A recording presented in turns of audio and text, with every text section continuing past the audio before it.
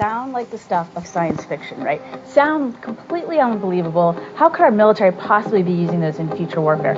Guess what? We've just had a recent breakthrough. More great test results that are making lasers a reality. So it's called Athena. Lockheed Martin makes it, and they've been doing a lot of the pioneering in this laser field. Now, what's really exciting about it is that it's so hard to harness that much power and make it compact enough that it's actually going to make practical sense downrange. And they've proven that they can do that. Recently, they tested it against 5 moving drones, so realistic drones that they might go up against with, enemy forces might send against us, for example, or terrorists might send against us. And it successfully shot down all 5 of the drones. This is huge news because it means that in a realistic, practical setting, it's looking very promising. So it could be ready to field quite soon. So when you see the movies or you look at comic books or television shows, when you see the laser weapons, they tend to be a color, right? Red or green or something like that. Real lasers, one of the key advantages that they provide is that they are invisible. You actually can't see them. You just see this damage suddenly starting to blow something up. So if we take a look now at what the Athena did to a truck. So we're looking at a truck engine, and the Athena within seconds was able to beam right in there, heat the whole thing up, and burn through the engine of this vehicle. So if you can imagine if you were in that vehicle, all of a sudden, this hole would start appearing in your engine, and the whole thing would just disappear. That's what these lasers do. Now, there's some other key advantages that we should mention. Let me give you 3 of them. 1, unlimited ammo. As long as we have power, we have an unlimited magazine. And downrange, of course, having unlimited ammo can be a huge advantage. Second, it's silent. We don't give the enemy any advance warning that it's coming. And then the third one I wanted to touch on is that it travels at the speed of light. So not only are we delivering powerful, decisive effects, lethality, we're also doing it so rapidly they don't know what hit them. So if you could circle back to that example of being in the car again, that would happen so instantaneously, within seconds, you truly would have no idea what was happening. It would just suddenly start disintegrating, right? So what can we use these against? So we talked about the vehicle. Car going across the screen, you're going to see 3 explosions at the very end. Now, if you were to slow the tape down, you'd see about the 14-second mark, the car has a pre-explosion, it almost looks like, and then you see the lights completely go out of the vehicle, then you see the car turn slightly right, and then after that you see the 3 explosions at 4:20 in the morning. It's important because cars just don't blow up. And every time we go out and we try to get information like we do with the LAPD, we get more stonewalling and more questions out of this. Now, I've spoke to so many different people. We've had tens of thousands of people respond to the story here on San Diego 6. And, we continue to work on the story. It's a developing story still, and we're not going to stop. In fact, you're going to submit FOIA requests, or you already have, to the federal authorities? We will be working with Judicial Watch here. It's a Washington-based group that's helping us out because they find this very odd. They want the answers to this as well. And we're going to go after the Department of Justice, Eric Holder. We'll be going after CIA, DOD, FBI, you name it. They're all going to be named, and we want these questions answered. And if there was nothing that was foul play here, as the LAPD said from the get-go, no foul play was involved.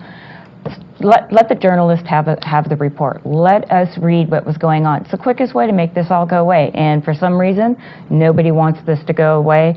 They can seize control of any of our cars? And what if you have, there's 1.5 million people in the intelligence community. I don't know how many of them have access to this kind of power, but I assume not that many, but a decent amount. How about if they got an ex-wife or a guy they hate? They can remotely control your cars? And he continues, what has been revealed as a result of some research at universities is that it's relatively easy to hack your way into the control system of a car and do such things as cause acceleration when the driver doesn't want acceleration, to throw on brakes when the driver doesn't want the brakes on, to launch an airbag. You can do some really highly destructive things now through hacking a car, and it's not that hard. Now look, I had read similar things, but it was on some blog somewhere, and I thought, well, maybe yes, maybe no, right? This is Richard Clark. He was our top counterterrorism advisor. He had every piece of information available to him when he was inside the United States government. He says doing it is easy. We didn't sign on for that. Did you sign on for the government being able to control your car remotely? In the case of Michael Hastings, what evidence is available publicly is consistent with a car cyber attack. And the problem with that is you can't prove it. Now think about why Richard Clark's even saying this in the first place. Intentionally. You know, Car and Driver did an article about it a couple years ago. People's cars and causing them to crash. This needs to be seriously investigated. I mean, this needs to be investigated by an independent group or some forensic... You should be out of a job. So, you know, as I... What I really wanted to say, and I kind of got sick of it. I was like, I don't give a fuck. Like, I'm quitting this great job I have where I'm getting all these benefits and going out on my own, and started doing my own thing. Was kind of in the wilderness, and then you know, started writing for Rolling Stone. So he was worried that they were suppressing what really needed to go out. But this next piece is actually really interesting because I've always thought it's the editors. It's the editors who put the pressure on. Because we once had Sam Donaldson on the Young Turks, and he said Roone Arledge, back in the day, whenever he asked a tough question of Ronald Reagan and the Reagan administration would complain to ABC News, Roone would give him a raise every single time. Okay? Now, we don't have those kind of editors anymore, right? We have the exact opposite, and that's what Michael talks about here. So you would write something, and what your editor would say what?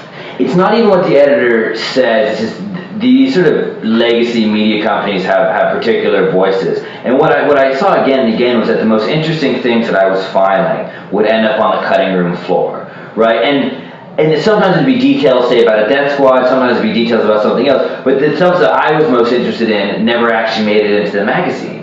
And so I think, why is that? You know, and I think there's those sort of typical, you know, you're writing for the sort of middle American audience, so they don't want to take too many risks one way or the other. I think that's part of it. But I also think that there's a certain level of truth that you can kind of convey through the sort of that kind of magazine, and you have to go elsewhere if you really want to get close to the bone, at least for my opinion. It's really interesting. One more here. And he talks about how that pressure manifests itself in Iraq. So let's watch that.